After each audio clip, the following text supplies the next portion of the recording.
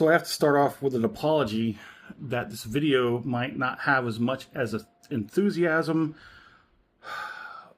or detailed information, because this is the second video, the second time I've had to make this video. The first time I recorded it, I edited it, and when I went to upload it, it was gone. This time I'm not blaming YouTube, I'm blaming myself. My procedures need to be refined and locked in a little bit better.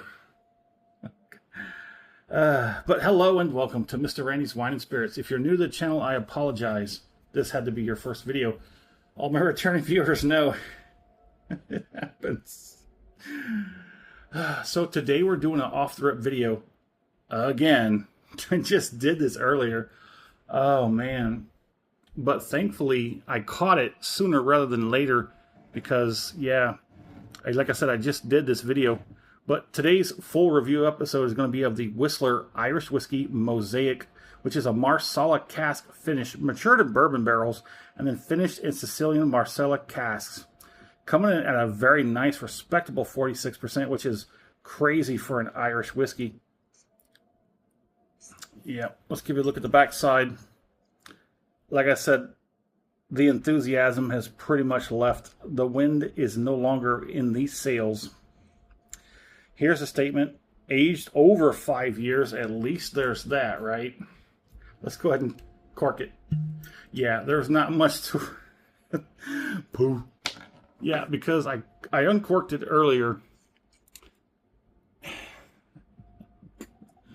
Oh boy, oh boy, oh boy, oh boy, oh boy. It really perturbs me to have to do a video with such low enthusiasm. Here's Mr. Randy's handy dandy whiskey color scale. I'm going to take this glass off camera and try and peg it down.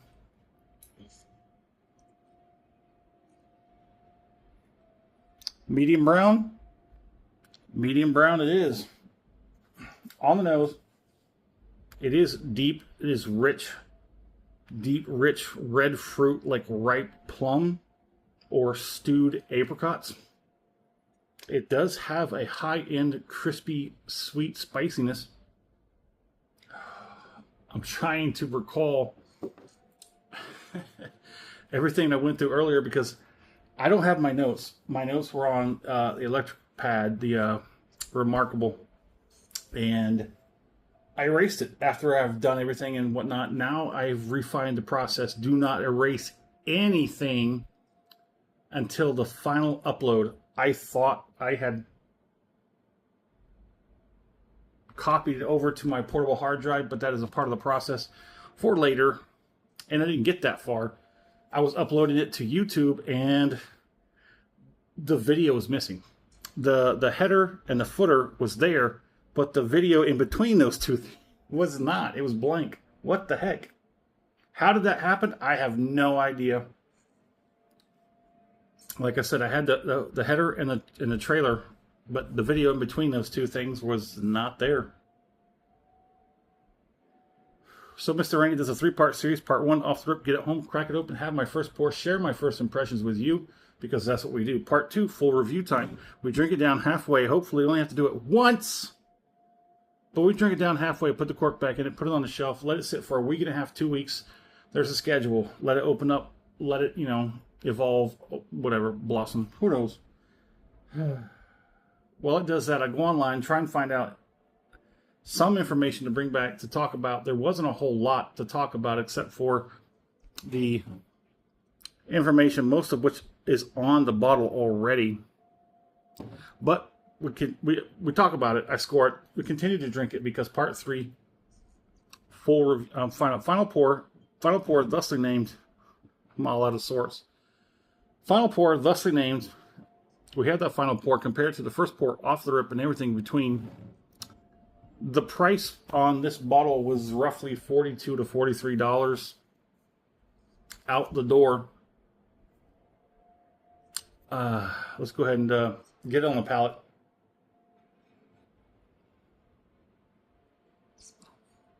Very soft, slightly warm, sweet, honeysuckle, maybe a slight bit of jam for just a moment or two. Oh, I'm loving the Marsala cask wine finish. 15 months. So it is originally, let me see if it's still on there. If it's still on there. Produced in very small batches.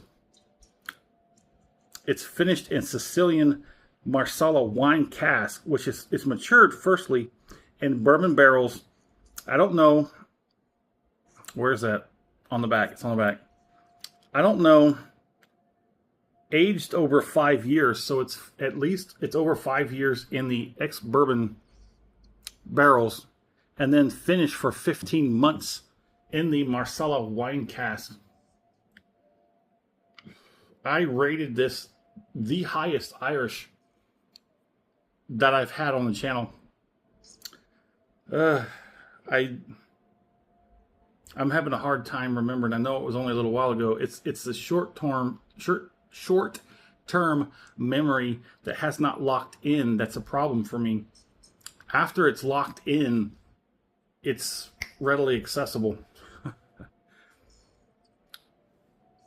It was in the fives. It was the highest score I've ever given an Irish. For $42, $43 out the door, Marsala cask finish. So much great in this. There's an extensive line for the Whistler. And I am definitely now, this bottle has definitely convinced me to get back into at least the Whistler line. 46%. Do believe I referenced Mickey over at Mad Mix quite a few times. Single grain, that's what it is. It is a single grain whiskey. At least it's not a blended, right, Mickey? It's not a blended. It's a single grain. I definitely think this one, if you just absolutely turn your nose up at single grain whiskey, this one deserves at least a good go. I mean, if you've got nothing else to do, no other bottles that are really tickling your fancy, if this is on the shelf, go for it. My recommendation. One of the best Irish whiskeys I've had in such a long time. All of 2026, at least that for sure. I like it. It is a grain whiskey, but I won't hold it against it because it's pretty good. I think I rated it I don't know, what was it? I can't remember, and I'd hate to say it and be wrong, even though that video's gone. Even though I have a chance to re-score it, I don't want to do that. I've already done it. And now I feel like if I give it anything else, I'll be just wrong. Let's be fair and just say a strong 5 out of 5. As far as Irish whiskey goes, strong 5 out of 5. Highest honors I've bestowed upon an Irish whiskey as of yet for a year and a half now. Let's see if I can. I know I'm all out of sorts because this has already been done. And I'm just like, the enthusiasm is out the window. There's better viscosity than that. It's decent. It transfers pretty well to the palate.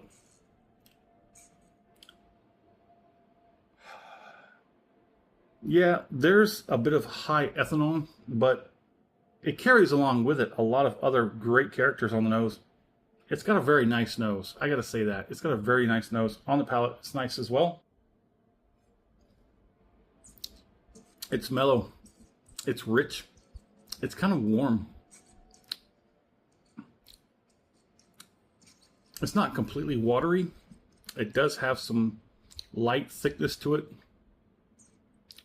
Like I said, lots of deep ripened red fruits.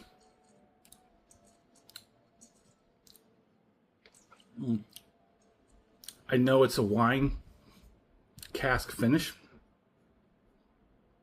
but the red grape, that ripened red grape, I would say it's a little bit more deeper than that, maybe more like a plum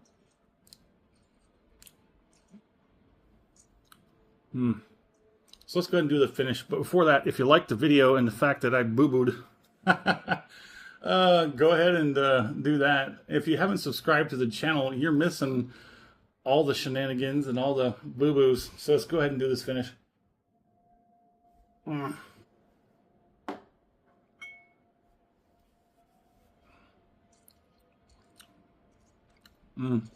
That's delicious. That is delicious. What did I compare this to?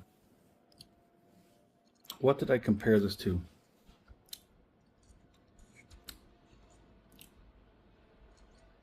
Was it the Orchard Fruit? I'm sorry, the Orchard House by Compass Box. Was that it? See, now I'm all out of sorts. You see what happens. Someone who's as meticulous with all the details and procedures, when something like this, when you slip a gear, it's